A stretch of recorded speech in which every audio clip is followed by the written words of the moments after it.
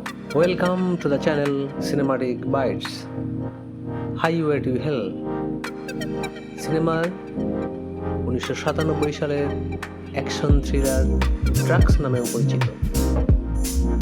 আমেরিকার নেভাদা মরুভূমির কাছে লুনার নামক একটি ছোট্ট নির্জন শহরের কাছে হঠাৎ এক রহস্যময় বিপর্যয় নেমে আসে।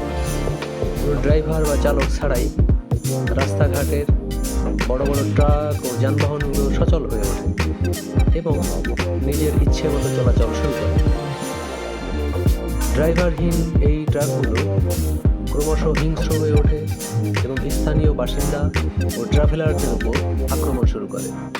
লুনার শহরের একটি ট্রাক স্টপ ও ক্যাফেতে বেশ কিছু মানুষ আটকে পড়ে, যার মধ্যে ছিল লোগান ও তার বাবা রে, তাদের বন্ধু জর্জ, ক্যাফের মালিক হোভ, ব্যাকপ্যাকার জ্যাকি, অ্যাবি এবং তার পরিবার।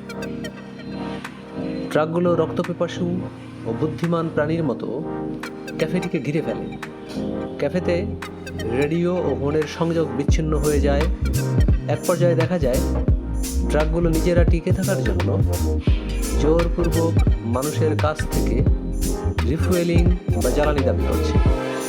বেঁচে থাকার তাগিদে রে নিজেকে ঝুঁকিতে ফেলে ট্রাকগুলোতে তেল পাম্প করে দেন, যাতে আটকে থাকা মানুষগুলো ছিটকে বের হওয়ার সুযোগ পায়। সবাই জীবন বাঁচাতে পাহাড়ি এলাকার দিকে পালিয়ে যাওয়ার চেষ্টা করে, তবে ট্রাকগুলোর নেতা, একটি বিশাল রেফ্রিজারেটর ট্রাক, সবসময় তাদের অনুসরণ করে ধ্বংস করতে চায়। বেশ কিছু রোমাঞ্চকর ধাওয়া পাল্টা ধাওয়া এবং বিস্ফোরণের পর মূল চরিত্ররা বুদ্ধিমত্তা কাটিয়ে দানবীয় ট্রাকটিকে ধ্বংস করে এবং পাহাড়ের নিরাপদ চূড়ায় পৌঁছে জীবন রক্ষা করে।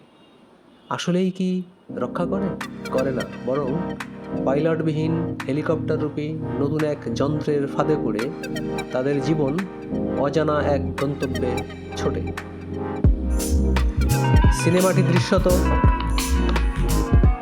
একটি সাধারণ সাইফাই অ্যাকশন থ্রিলার মনে হলেও এর ভেতরে গভীর কিছু সামাজিক ও মানবিক বার্তা রয়েছে।